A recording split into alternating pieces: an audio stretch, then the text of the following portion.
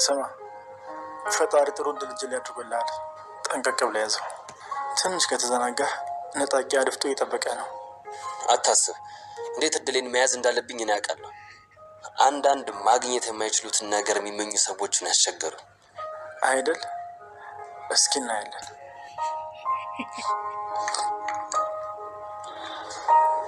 ቡናሽ እንዴት እንደሚጣፍጥ በእናትህ እስኪ እንዳንቺ አይነት ሚስት ፈልጊልኝ። እንደ ብሌን አይነት ልጅ ከየት ይመጣል ብለህ ነው? በልጅነት መመረቅ አለብህ። እኔም እኮ ተመርቄያለሁ፣ ግን የት አለች? ምን አልከኝ? ምንም አይደለም። ሰላም አልፈልግም። ያንተ ነው ሊቀዱት። በቃኝ፣ አልፈልግም። አንተ ከመቼ ወዲህ ነው ቡና በቃኝ ብለህ የምታውቀው? ከዛሬ ጀምሮ። ምን ሆነህ ነው? ለአንተ ብላ ቀርታለን ቢ ትላለህ እንዴ? ነውር እኮ ነው። ዳግም ቅድም ያነገርኩህን አትርሳ። ጀመርኩት። ለምንድን ነው ግን ያሳዘነችኝ? እስኪ ዛሬ እንኳን ጥሩ ነገር ልስራ። ውጪ ውጪ ብያለሁ፣ ውጪ። ከዚህ በኋላ ምንም አይነት ወሬ አያስፈልግም። አንቺ ሞት ብቻ አላበቃም። ዘር ማንዘርሽን ነው የምጨርሰው። ልክ እንደ ሰለሞን ነው የምገድልሽ። እሱን እንደገደልኩት አንቺን መግደል ነበረብኝ። አሁን ስህተቴን አርማለሁ።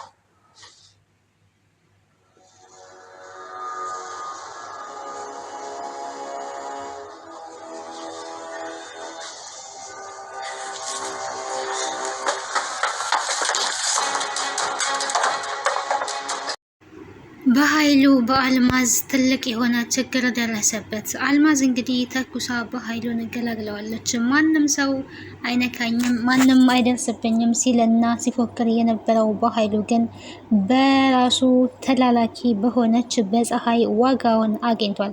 ዳግም ታዲያ ወደ ቤት ሲመለስ ቤት ውስጥ የጠበቀው በኃይሉ ወድቆ ነው። ይሄ ነገር እጅጉን በጣም አስደንግጦታል። ፀሐይም ጓደኛዋን ለመታደግ ብላ በኃይሉ ላይ ጉዳት አደርሳለች። በኃይሉ ላይ እንግዲህ ጉዳት ያደረሰችው ጓደኛዋን ለመታደግ ከጓደኛዋ እንዳትሞት ለማድረግ ነበረ። ይሄ ይሆናል ብላ ባታስብም ግን በኃይሉ ከባድ የሆነ ችግር ደርሶበታል። ይሄንን ያደረገችው ይሄንን በማድረግ ታዲያ አንደኛው ደግሞ ለሷ ብላ ብቻም ሳይሆን ሚስጥሯን ሊያወጣባት ሲሞክር በኃይሉ አታደርገውም እገላግልሃለሁ በማለት ገላግለዋለች። ታዲያ ወይዘሮ ገነትንና ፀሐይን አጣልቶ ሁለቱም ከተጣሉ በኋላ የራሱን ሀሳብና የራሱን እርምጃ ሊያደርግ ነበረ ሀሳብና እቅዱ። ግን ፀሐይ ቀድመዋለች። ፀሐይ ሚስጥሯ ከወጣባት ከወይዘሮ ገነት ጋር ከባድ የሆነ ጸብ ውስጥ እንደምትገባ ስላወቀ በኃይሉ የኔ ጆሮ ጠቢ ናት እንጂ እኮ ለአንቺ የምታስብ አይደለችም፣ ሰለሞንን እኔ እንደገደልኩትም ለዳግም ለመናገር አስባለች፣ ልትናገር ነው። ከቤት ውስጥ ያለውን ፋይል እያመጣች ስትሰጠኝ የነበረው እሷ ናት። እኔ ገንዘብ እየሰጠዋት እሷ ደግሞ ያንቺን መረጃ ለኔ አሳልፋ እየሰጠችኝ ነበረ። ላንቺ አስባ ከመቼ ወዲህ ነው ሀሳብ እየሆነችው ጓደኛሽ? አንቺ አታውቂያትም፣ በጣም ከባድና መጥፎ ሴት ናት፣ የኔ ጆሮ ጠቢ ናት በማለት እንግዲህ በኃይሉ ለወይዘሮ ገነት ይህንን ሁሉ እየተናገረ ነበረ። ፀሐይም እንግዲህ እሱ አውቆ ነው እኔና አንቺን ለማጣላት ነው፣ እኔና አንቺ ከተጣላን በኋላ እሱ እንደፈለገ ሊጫወትብን ስለፈለገ ነው እያለች እየተናገረች ነበረ። ግን ገነት ሊዋጥላት አልቻለም ማለት ነው። ይሄ ነገር እየዋሸችሽ ነው እያለ ንግግሩን ሲቀጥል ፀሐይ ግን ተኩሳበታለች። ሳሚ ከብሌን ጋር እንግዲህ ያው በጣም ነው የሚያፈቅራት፣ በጣም እየተመለከታት እና እያደነቃት ይገኛል። የእሱ አድናቆት ታዲያ ዳግምን እያቃጠለውና እያናደደው ይገኛል። ሌላው እንግዲህ ሰው የዘራውን ያጭዳልና ቃል ከቤት ተባራለች፣ ከቤት ወጥታለች። ይቀመጣል እንዳደራ፣ ክፉም ሰራ ደግም ሰራ ይቆይ እንጂ መች ይቀራል፣ ሰው የዘራውን ያንኑ ያጭዳል እንግዲህ በሚል ሙዚቃ ታጅባ ጎዳና ላይ ወጥታለች ማለት ነው። የዘራችሁን እያጨደች ትገኛለች። ሰላም ጤና ይስጥልኝ ውድና የተከበራችሁ የቻናል ቤተሰቦች እንዴት አላችሁ? በያላችሁበት የዓለም ዳርቻ ሰላማችሁ ይብዛ። ለዚህ ቻናል አዲስ ከሆናችሁ ሰብስክራይብ፣ ላይክ፣ ሼር እያደረጋችሁ ቤተሰብ እንድትሆኑ በአክብሮት ጋብዛለሁ። ተወዳጅና አስተማሪ የሆነውን አደራ ድራማ ወደ እናንተ እዤላችሁ መጥቻለሁ። በዚህ ክፍል እንግዲህ አዳዲስ ነገሮች ተፈጥረዋል። አደራ ያልታሰበው በኃይሉ እንግዲህ ጥቃት ደርሶበታል። ከጉዳት ወደ ሌላኛው ጉዳት ነው የገባው። ሳሚ እሱን ቅጥቅጥ አድርጎ ነበረ አልማዝን ወደ ሰላም ጋር ይዞ ሄደው። ከዛ ግን ተነስቶ ብሌንን መበቀል አለብኝ፣ ብሌን እኔ የምወደውን ነገር ሁሉ አሳጥታኛለች፣ ስለዚህ እሷም የምትወደው ነገር እናቷን ነው፣ እናቷን አሳጣታለሁ በማለት ወደ ወይዘሮ ገነት ቤት ነበረ የሄደው። ታዲያ ወይዘሮ ገነት ቤት ሲሄድ ገነት ስለ ልጆቿ እያሰበችና እየተጨነቀች ነበረ። በዛን ሰዓትም ደግሞ ፀሐይ አብራ ስለነበረች ምንድን ነው የምታስቢው? ምንስ ነው ፍዝዝ ያደረገች? ምን እያሰብሽ ነው ነበረ ስትላት የነበረው። ልጆቼ እኮ ሄደው ቀሩ፣ ሰላምን ነፃ እናወጣለን ከበኃይሉ በማለት ሄደው ቀርተዋል። የሆነ ነገር እንዳይሆኑብኝ ብዬ እያሰብኩኝ ነው። የኔ ልጆች እንደሆነ ደረቅላቸው እኔ የምላቸውን አይሰሙም። ያ ነገር እያሳሰበኝ በጭንቀት ልፈነዳ ነው ነበረ ስትል የነበረው። እንግዲህ ቡና እናፈላና ወሬያችንን እየቀደድን አሁን ምንም ማሰብ አይጠበቅብሽም፣ ይመጣሉ፣ አትጨነቂ፣ እኔ እያለሁ ለምን ይደብርሻል ነው ስትላት የነበረው። ታዲያ ብዙም ሳይቆይ ግን በኃይሉ ኃይለኛ እንደሆነ ስትናገር ነበረ ፀሐይ። በኃይሉም ይሄ ስሙ እንደተጠራ ወደ ቤት መጥቶ እንግዲህ ሽጉጥ ነበረ ያቀባበለው። ብሌን እኔ የምወደውን የሚፈልገውን ነገር እያንዳንዱን አሳጥታኛለች፣ ስለዚህ እሷ የምትወደውን ደግሞ እኔም አሳጣታለሁ በማለት ወይዘሮ ገነትን ለመግደል ነው ሙከራ ሲያደርግ የነበረው። ወይዘሮ ገነትን እንዳይገድል ደግሞ ታዲያ ፀሐይ ስትከራከረላት ነበረ። ከመቼ ጀምሮ ነው አንቺ ለእሷ መከራከር የጀመርሽው? ከእሷ ጋር እንደዚህ ጓደኛ የሆንሽው፣ ለእሷ ሀሳቢ የሆንሽው አንቺ ደግሞ ከመቼ ጀምሮ ነው? የምታርፊ ከሆነ ረፊ፣ የማታርፊ ከሆነ ግን ሁለታችሁንም እዚህ ጨርሻችሁ ወጣለው ነበረ እያለ የነበረው። ተዋት፣ እሷ እኮ ምስኪን ናት፣ ምንም አላደረገች ብትልም እንዲያውም ውጪ አለበለዚያ ግን ተኩስብሻለሁ ብሎ እንግዲህ እንድትወጣ አድርጓል። ገነትን ብትሆን በቃ ጓደኛዬ ውጪ፣ ይሄ አረመኔ ጨካኝ ስለሆነ ምን ሊያደርግ እንደሚችል እንኳን መገመትም ማሰብም አይቻልም። ከባድ ነገር ሊያደርግ ይችላል። ስለዚህ አንቺ መውጣት አለብሽ። የሆነ ነገር ከሆንኩኝ ግን ልጆቼን አደራ ነበረ ስትል የነበረው ፀሐይም ታዲያ እስካሁን አስቤላት የማላቀውን በአሁን ሰዓት ላይ ግን ምን ነክቶኝ ነው ስለ እሷ ማሰብ የጀመርኩት? ከመቼ ጀምሮ ነው ቆይ ለእሷ የተቆረቆርኩት? እያለች ዛሬ እንኳን ቢሆን በህይወቴ እስኪ ቁም ነገር ልስራ በማለት የሆነ ጠረጴዛ ነገር እንግዲህ ይዛ የእንጨት ጠረጴዛ ይዛ መታ በኃይሉ ገነት ላይ ሊተኩስ ባነጣጠረበት ሰዓት ላይ እሷ ከኋላ መታ ጥላዋለይ ማለት ነው። እሱ ከወደቀ በኋላ ግን በጣም ደንግጣለይ። ሞቶ ይሆን ወይ? ለእኛ ምንድን ነው የሚሻለን? መሞቱ ነው ወይስ መነሳቱ? እያለይ ግራ ተጋብታ እየተናገረች ነበረ። ወይዘሮ ገነትም ራሷን ይዛ ነው እየቆመችው።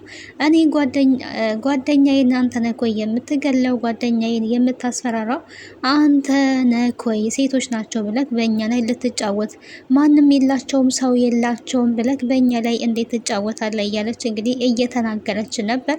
እሱ ተኝቷል፣ ግን ያው አሁን ይነሳል ወይስ ደግሞ ይሞታል በሚል ጠጋ እያለች ትንፋሹን ስታይ ነበረ። ግን የሆነ ሰዓት ላይ ይተነፍሳል፣ የሆነ ሰዓት ላይም ደግሞ አይተነፍስም እያለ በራሷ ጊዜ በጣም ግራ ተጋብታ እየተርበደበደች ነበረ። ግን ታዲያ አፈር ልሶ ነው የሚነሳው በኃይሉና በድጋሚ ተነስቷል። ሳሚም እንደዛ ቅጥቅጥ አድርጎ ጥሎት ከሄደ በኋላ እሱ ግን ተነስቶ ነበረ ወደነ ብሌን ቤት እየሄደው። አሁንም እነሱ እዛው ቁጭ ብለው ባሉበት ወይ አልሸሹ ወይ የሆነ ነገር አላደረጉ፣ ነቅቶላቸዋል ማለት ነው። አንቺ አሮጊት አለ እንግዲህ ከመነሳቱ ገና እኔ ላይ እንዴት እጅሽን ታነሻለሽ? አንቺ ማን ስለሆንሽ ነው? እኔ በኃይሉን አላወቅሽኝም ማለት ነው በማለት እንግዲህ ከመነሳቱ ገና እየፎከረባት ነበረ። እሷም ግን ሳልቀደም ልቅደም በማለት ሽጉጥ አንስታ እንግዲህ እያስፈራራችሁ ነበረ። አንተ እኛ ሴቶች ናቸው ብለ እኛ ላይ እንዴት እንደዚህ አይነት ነገር ታደርጋለህ? አንተ ራስህ አሁን ቀጥ ብለህ ከዚህ የምትወጣ ከሆነ ትወጣለህ። አንዳች ነገር እንድታደርገን አንፈልግም። ምን አደረገች ወይዘሮ ገነት? ምስኪን እኮ ናት እያለኝ ስታስፈራራው ነበረ። ሽጉጥ ደግናበት ነበር። እንዴ ፀሐይ ምን እያደረግሽ ነው? እየተጫወትሽ ነው ወይ? ይሄንን ነገር ወደዛ ያዡ ነበረ ሲላት የነበረው። እየተጫወትኩኝም እየቀለድኩኝም አይደለም። የማታርፍና ከዚህ ቤት የማትወጣ ከሆነ እተኩሰዋለሁ።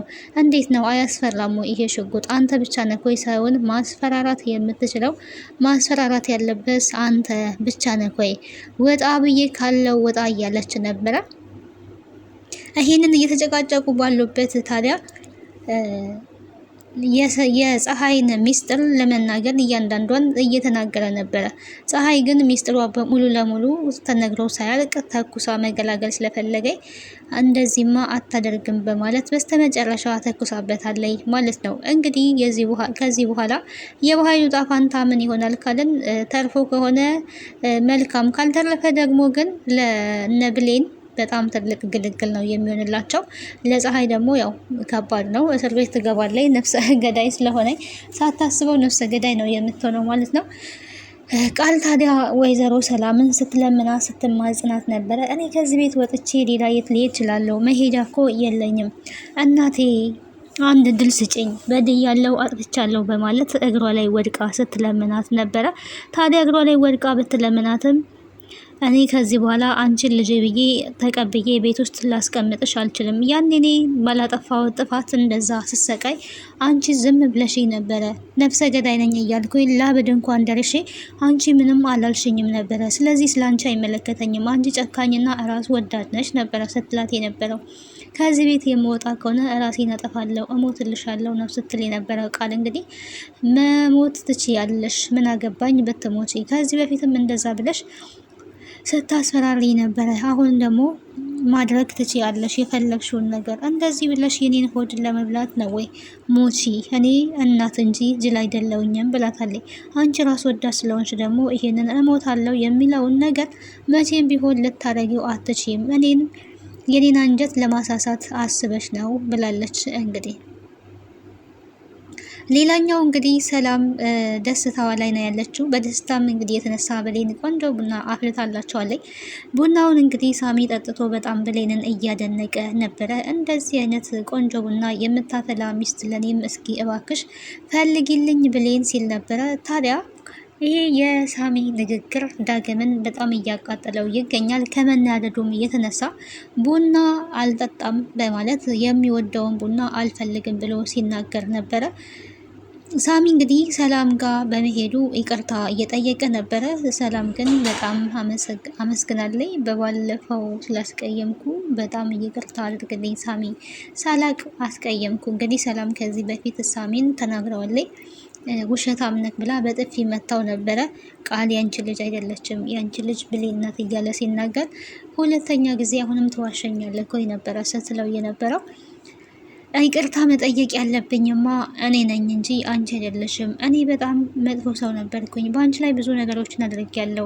አንቺን እንኳን ቀና ብዬ የማይበት አንዳች አይን እንኳን የለኝም። ይቅርታ አድርጊልኝ፣ ይቅርታ መጠየቅ ያለብኝ እኔ ነኝ በማለት ይቅርታ ጠይቋል። አሁን ላይ በጣም ተቀይሬያለሁ። እድሜ ለብሌን፣ በብሌን ምክንያት እኔ ጥሩ ሰው ሆኛለሁ። በፊት ግን በጣም አመፀኛ ሰው ነበርኩኝ። በብሌን ምክንያት ተቀይሬያለሁ ነበር ሲል የነበረው። ታዲያ የሳሚ እንደዚህ መነጋገር ለዳግም ደግሞ በጣም ሲያናድደው ነበር። ይሄ አስመሳይ እንዴት እያስመሰለ ነው? አሁን ይሄንን ሁሉ የሚያደርገው በብሌን ለመወደድ ነው። እንደዚህ አድርጎ ብሌንን ከኔ ላይ ለመውሰድ አስቦ ነው። ምን አይነት አስመሳይ ነው? ሁለቱም አመኑት ማለት ነው ነበረ ሲል የነበረው። እንዴት እንደዚህ ያጃጅላቸዋል ይሄ ነፍስ በላ እያለ እንግዲህ ዳግም ለሳሚ ያለው አመለካከት በጣም የሚያስጠላ አመለካከት ነው። ሳሚ መጥፎ ባህሪ ነበረው፣ መጥፎ ህይወት ነበረው። ነገር ግን ያንን ህይወቱን መጥፎ ማንነቱን ቀብሮ ጥሉ አሁን ደግሞ አዲስ ማንነት ነው ያለው እና ብዙውን ጊዜ ስምና መንገድ አንዴ ይወጣል የሚባል አባባል አለ። ሳሚ መጀመሪያውኑ በቃ አሸባሪ፣ አመፀኛ፣ ወንጀለኛ፣ ተንኮለኛ ተብሎ ስም ስለወጣለት አሁን ግን ተቀይር ያለው የሚለው በተለይ ለዳግም ደግሞ እንደዛውም እንደ ዳግምም ሌላ የሚቃወመው ሰው ይኖራልና ምንም አሳማኝ ሆኖ አልተገኘም ማለት ነው። እዚህ ጋር ሰዎች ስህተት ሊሰሩ ይችላሉ። ከስህተታቸው ደግሞ የሆነ ሰዓት ላይ ሲጸጸቱ ይመለሳሉ። ሰው ጥፋት ያጠፋል፣ ግን ደግሞ ጥፋቱን አምኖ የሆነ ሰዓት ላይ ከዛ ጥፋቱ ይመለሳል።